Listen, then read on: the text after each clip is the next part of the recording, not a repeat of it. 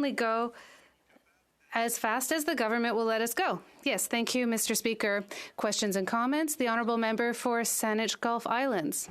Merci, Monsieur le Président, et merci à mon collègue de Rivière du Nord pour son travail sur le comité de justice et aussi pour son discours aujourd'hui. And thank you, Mr. Speaker. I've been trying to get in, as you know, to ask questions since the minister spoke. So let me speak very quickly because it may be my only occasion to say that Green Party will be supporting Bill S12. And my only concern, and I really want to make sure we do the proper consultations, because when I last spoke to members of My Voice, My Choice, they had concerns and wanted to see some amendments. Je veux dire seulement à mon collègue. I would like to say to my colleague from Rivière du Nord, because he also spoke about questions and issues specifically related to victims of sexual crimes. These are about publication bans without their knowledge. It's such an unusual circumstance to have a publication bans that also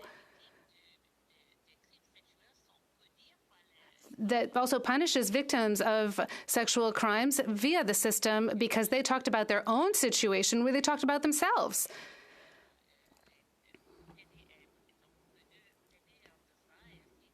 So they are punished for speaking out about themselves, so it's unfair. That my colleague from Rivière du Nord is also going to be eagle-eyed when we get to Justice Committee, that this bill adequately solves the problems that have been faced by women, by victims of sexual violence, who are then under a publication ban without their permission. The Honourable Member for Rivière du Nord. Mr. Speaker, thank you.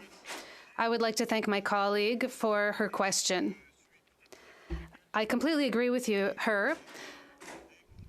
It makes absolutely no sense. It's an aberration, truly, to think that the victims of sexual crimes are being punished for talking about the crime that they were a victim of.